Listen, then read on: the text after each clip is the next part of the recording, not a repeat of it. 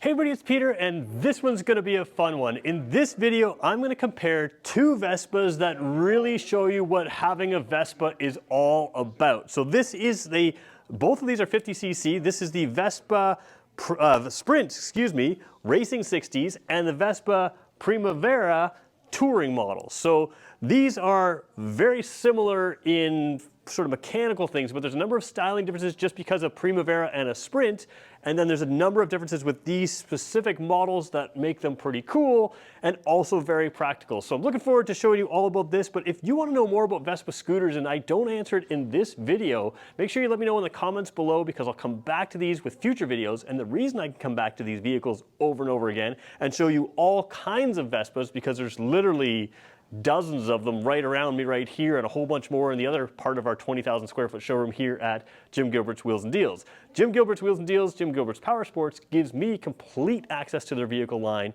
so that I can answer your questions both in the comment section and in videos. So make sure you hit subscribe if you're interested in any of these things, and let's get going with a review. So we're going to start with this one right here.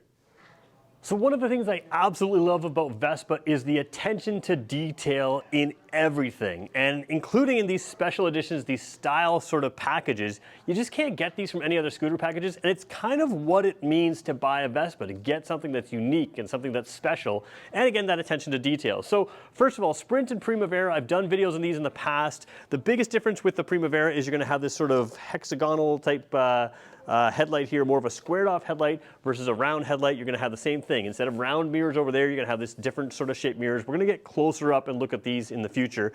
And the powertrain is basically the same. What I love about this one is all of this package, as you see it, just sort of comes like this. And we're going to come a little closer to see some of the details, but you've got those gold wheels. Instead of having chrome everywhere, this one's all blacked out. So the grab rail back here is blacked out. The side trims here are blacked out. Even around the headlight and a little bit of a sort of spoiler in front of your instrument cluster is all blacked out. The whole thing just works really well together, and it's the kind of thing that doesn't show up great on camera, but is really visually interesting when you get up close to it. It's just fun to look at, and of course that makes it fun to ride.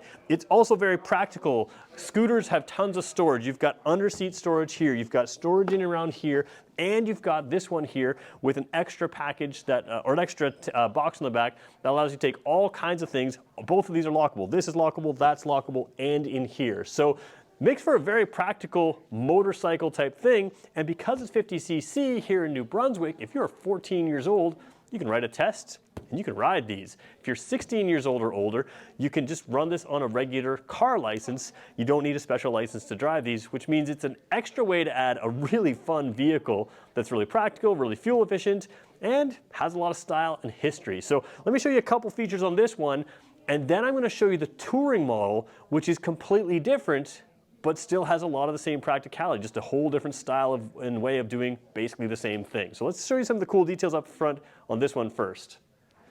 So let's start by looking at the shape here. We mentioned that sort of hexagonal, trapezoidal, different shape. It's not a round headlight, that's all I know. I should have paid more attention to math class for the exact shape of this, but you've got the black trim here, which from the driver's angle, you see more of that black. From the front, you see less of it. The necktie down here has some striping that sets it apart. We'll show you that. I want to show you the lighting as well. Now, some of the lighting is going to be harder to see than others. I'm not sure if the headlight will skew the camera here. Let's just sort of see. Oh, that still works pretty good. So you can see down here in the camera, you've got three little lights down here. It doesn't display as well on camera as it does in person here, but these give you some presence. It's kind of like a daytime running light on a modern car.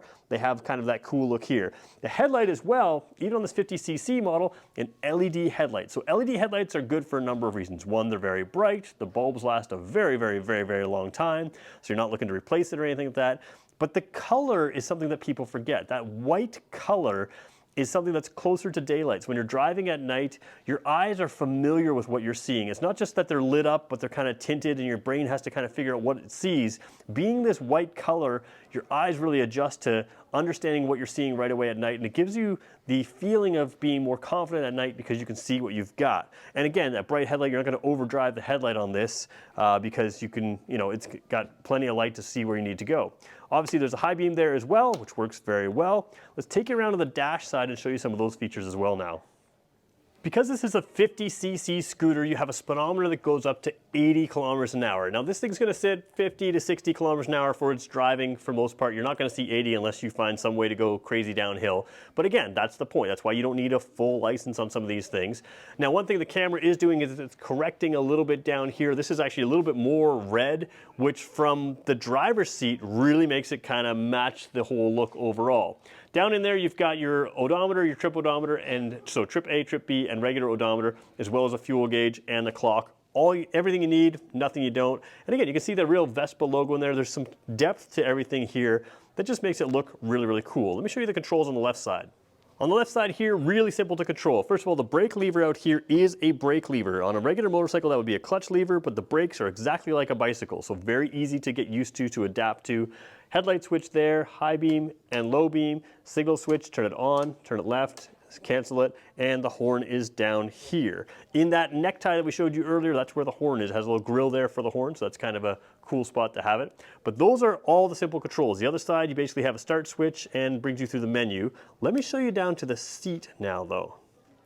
So again, this is gonna be a little bit difficult to show, but this bike has racing stripes throughout it, and Vespa seats, they change with the type of style that they've gone for. So this one's got the white piping along the outside, but it matches sort of a racing stripe type look in the feel here. A little bit harder to film, but very cool and very interesting to see up front. So again, that theme, that attention to detail carried right through the whole vehicle.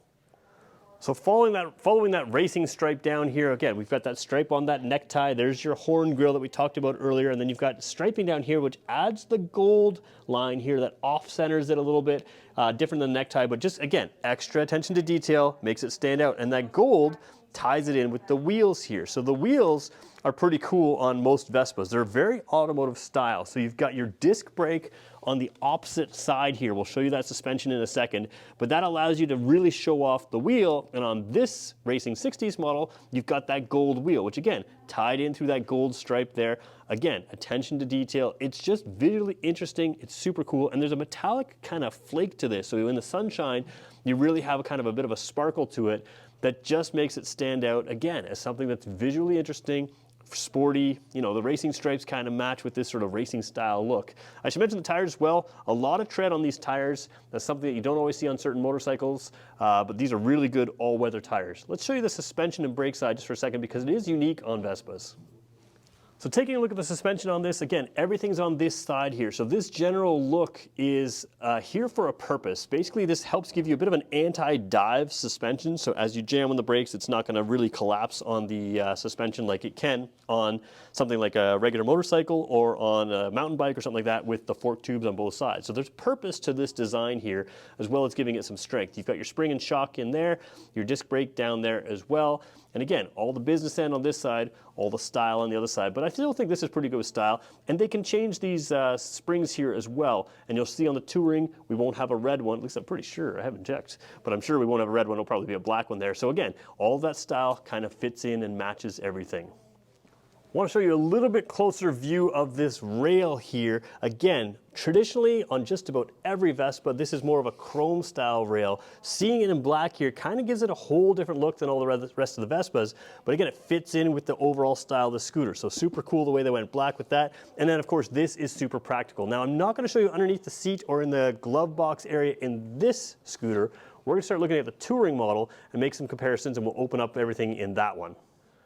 So this is the Touring model, and it's based off the Primavera. Now, if you don't know the difference between Primavera and Sprint, I've done other videos to compare it, but basically, they're the same basic architecture. There are some styling differences, but this model, forgetting the Vespa Primavera and the Vespa Sprint differences, obviously is a totally different look. And that's what's cool about Vespa, is you can have the same basic vehicle look completely different. It's what happens when you evolve a vehicle over decades and decades. So over on this one, again, those round mirrors are part of the Primavera. Same with a round headlight, which we'll show you in a second. This one's got a windshield. We'll get you a closer look on that. It gives you a little extra wind protection. Now on this 50cc model, I don't know that you need the windshield, but when you get up to the 150cc model, which you can get in this same sort of style here, that will give you some wind protection, and those 150cc models can go up to around 100 kilometers an hour. So that's going to give you that little bit extra wind protection as you get up to speed.